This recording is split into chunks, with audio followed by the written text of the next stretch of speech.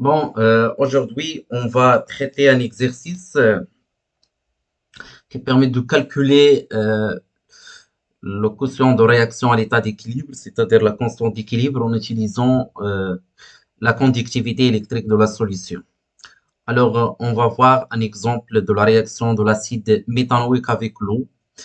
Donc, on va lire l'exercice. On considère une solution aqueuse d'acide méthanoïque, HCOH, de volume V et de concentration molaire C est égal à 5 mol mètre cube. On mesure la conductivité de la solution à la température 25 degrés Celsius. On trouve que sigma est égal à 4 fois 10 à la puissance moins 2 Siemens le mètre carré. Ou bien, pardon, Siemens le mètre à la puissance moins 1. On donne la conductivité molaire des ions. Donc, lambda de H3 au plus qui est égal à 35 10 à la puissance moins 3 Siemens le mètre carré le mol moins 1. Lambda de HCO- est égal à 5,46 fois 10 à la puissance moins 3 Siemens le mètre carré le mol moins 1. On néglige l'effet des ions HO- sur la conductivité de la solution devant les autres ions. Première question, c'est de tracer ou bien créer le tableau d'avancement de cette réaction. Donc, c'est obligatoirement de savoir comment tracer le tableau d'avancement rapidement. Alors, j'ai déjà tracé le début de tableau d'avancement. Alors, vous avez ici l'équation de la réaction HCOH plus H2O, il va donner euh, la base conjuguée plus H3 au plus. Donc, je continue la création euh, de tableau d'avancement. Donc, on doit diviser le tableau d'avancement sur le nombre des réactifs et de produits. Alors, ici, donc, voilà. Yeah. Donc, ici, c'est la, la quantité de matière initiale de l'acide formique C fois V. Donc, ici, l'eau, c'est en excès. Donc, à l'état initial, c'est 0,0. Donc, à l'état intermédiaire, C fois V moins X. C'est X, X. Donc, à l'état final, C fois V moins X final. Donc, ici, c'est X final, X final. Donc, la deuxième question, 2. Donc, établir l'expression de taux d'avancement final taux en fonction de sigma, c'est lambda de H3 au plus et lambda de HCO au moins. Calculer taux, déduire. Bon, le taux d'avancement final, l'expression c'est x final sur x max. Donc, on va chercher l'expression de x final et de x max. Donc, on a H2O et en excès, le réactif en excès. Alors, HCOH et le réactif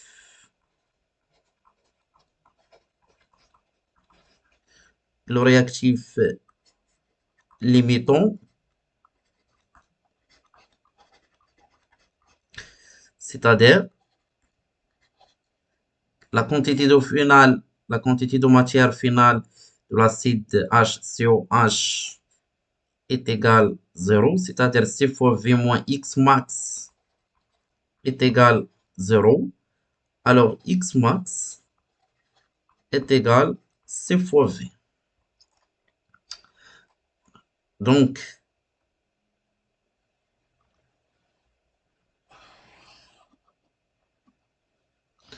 le pour taux ou bien pour X final, si on revient au tableau d'avancement, on remarque que la quantité de matière de H3 au plus final est égale à X final. D'après le tableau d'avancement,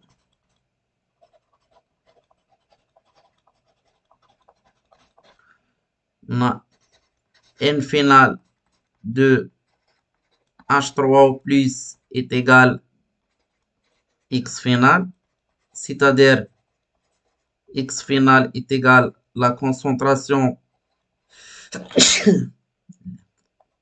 de H3O plus fois le volume. Très bien. Donc,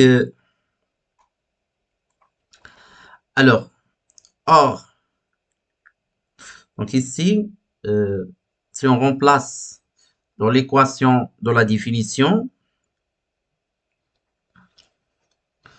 dans la première relation 1, on trouve que taux est égal, on remplace x final par sa expression, c'est-à-dire la concentration H3O plus finale fois le volume sur C fois V. Donc, on simplifie par V et on obtient la concentration de H3O plus finale sur C. Or, l'expression de la conductivité électrique de la solution est donnée par la relation suivante, la sommation sur I lambda I fois XI. On a deux ions de la solution, c'est de H3O plus, H3O plus, pour la concentration de H3O plus H CO- fois H, la concentration de HCO-. Bien sûr, à l'état d'équilibre ou bien à l'état final. Or, d'après le tableau d'avancement, on a n final de H3O plus est égal n final de HCO- est égal X final. Donc, si on divise par le volume, on obtient que la concentration de H3O plus finale est égale à la concentration de HCO- finale est égale X final sur le volume. Encore, X. Alors, sigma est égal lambda de H3O plus fois la concentration de H3O plus finale plus lambda de HCO- fois la concentration de HCO- à l'état final. Donc, on va remplacer donc lambda de H3O plus fois la concentration de H3O plus finale plus lambda de HCO-. On va remplacer H, la concentration de HCO- par la concentration de H3O plus finale. Donc, on obtient que sigma est égal lambda de H3O plus lambda de HCO- facteur de la concentration de H3O plus à l'état final, c'est-à-dire la concentration de H3O plus à l'état final est égale sigma sur lambda de H3O plus lambda de HCO-. Donc on remplace la deuxième relation, la relation 2, la concentration de H3O plus par sa expression. Alors on obtient que taux est égal sigma sur lambda de H3O plus lambda de HCO- facteur de C. Voilà l'expression qu'on cherche.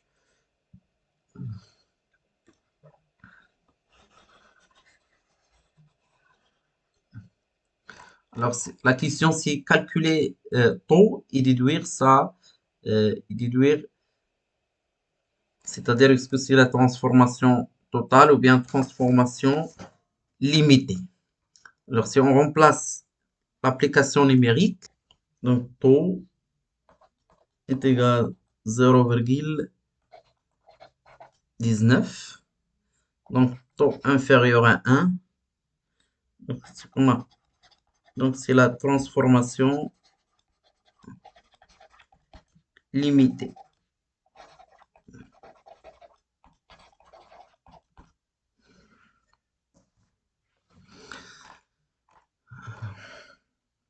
Alors, voilà l'expression de taux et le calcul de taux. Déterminer la valeur de pH de la solution. pH est égal moins log de la concentration de H3 au plus. Donc, on a la concentration de H3 au plus est égale sigma sur donc lambda de H3 au plus lambda de HCO-. On va faire l'expression numérique. Sigma est égal à 4 fois 10 à la puissance moins 2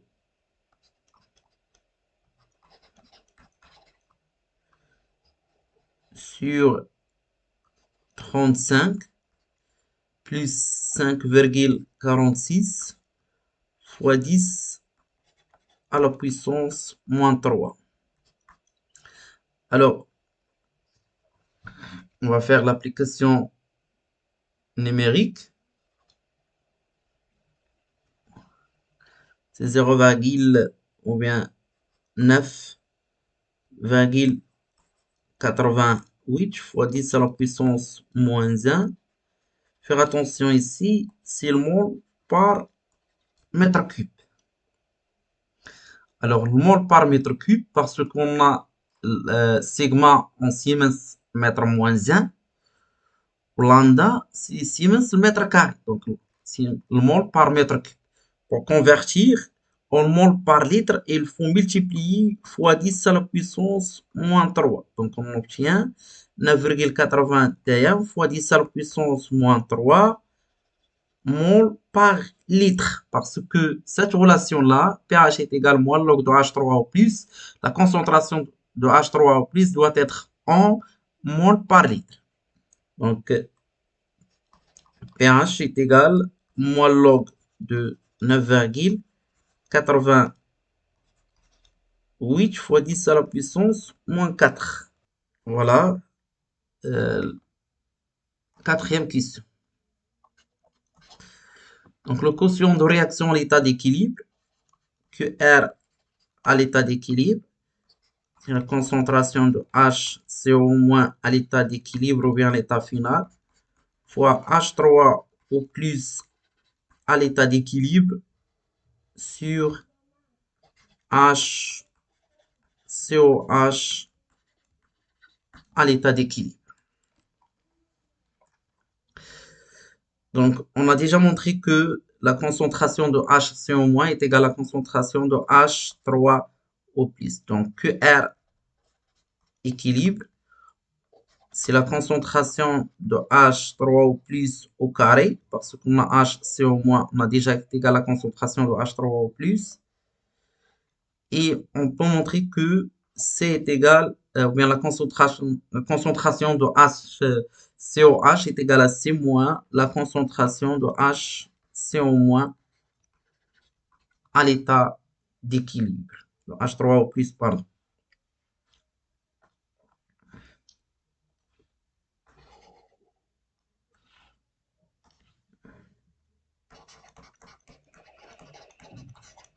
Donc, QR à l'état d'équilibre est égal à 10 à la puissance moins 2 pH sur C moins 10 à la puissance moins pH.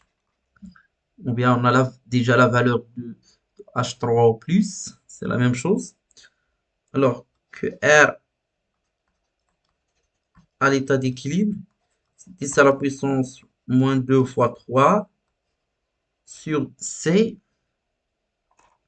La valeur de C doit être en mol par litre, donc 5 fois 10 à la puissance moins 3. Donc 5 fois 10 à la puissance moins 3, moins 10 à la puissance moins 3.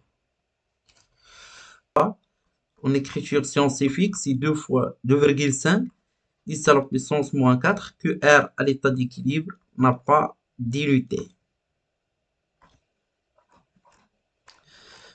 Alors la question 5, on diluait la solution S 10 fois, on obtient la solution S' de concentration C' qui est égale à C sur 10, c'est-à-dire C' est égal à 5 fois 10 à la puissance moins 4 mol par litre.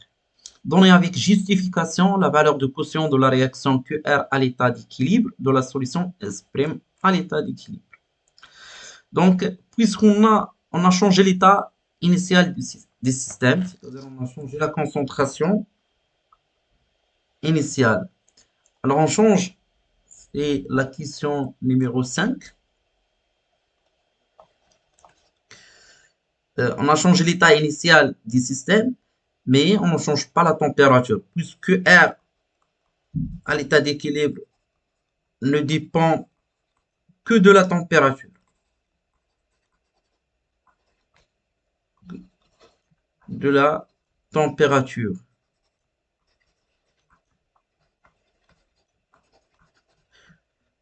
Puisqu'on ne change pas la température du milieu réactionnel, alors que R prime à l'état d'équilibre est égal à 2,5 fois 10 à la puissance moins 4. Voilà. Alors, la question numéro 6.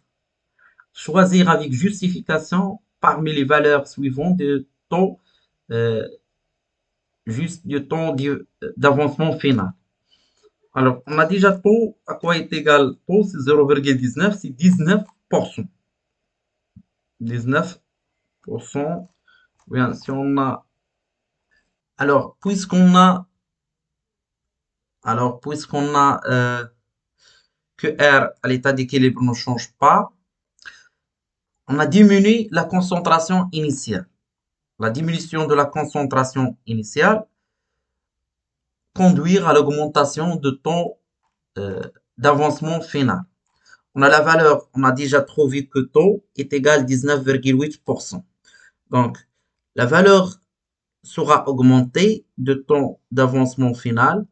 Donc, taux est égal à 49,3%.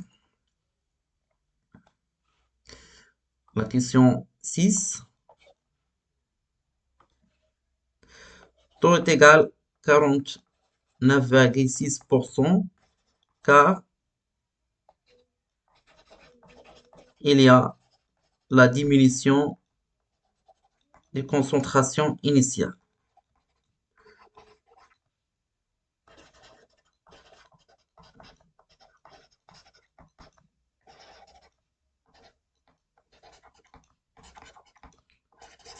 Plus la concentration initiale est petite, plus le temps d'avancement final est plus grand, et vice-versa. Mais on peut montrer cette équation-là, cette valeur-là, on peut le trouver facilement.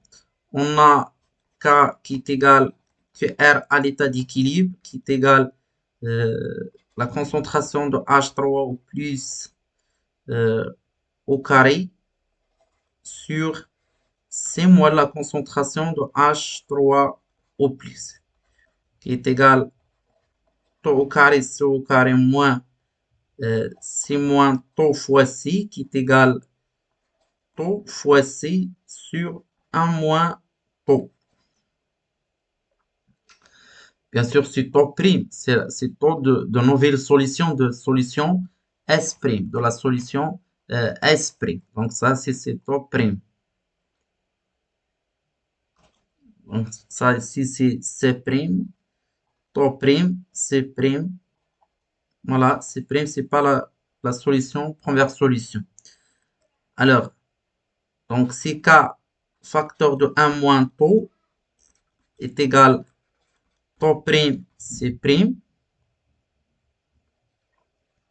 Ça, c'est bien sûr taux au carré.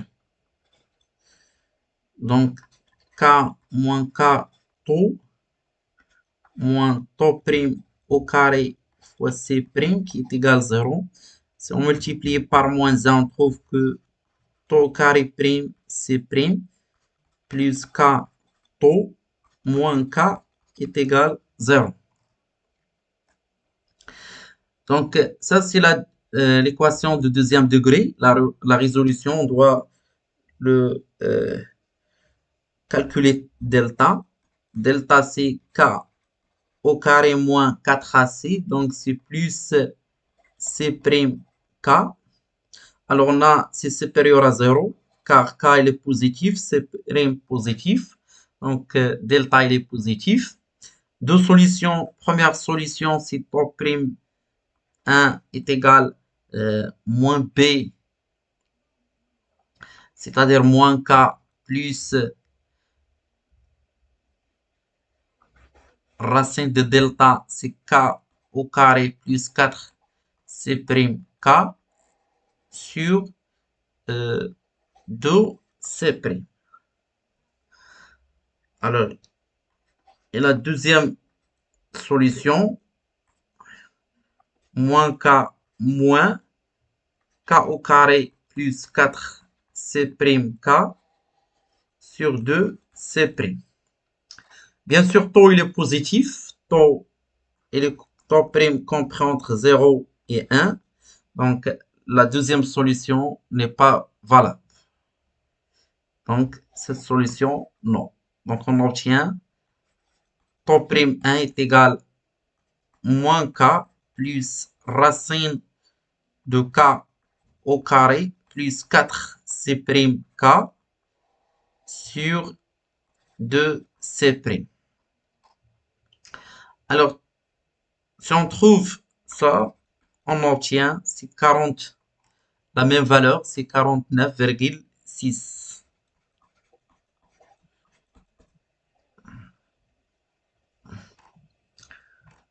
Voilà la solution d'un exercice de bien comment calculer la constante d'équilibre en utilisant la conductivité de la solution.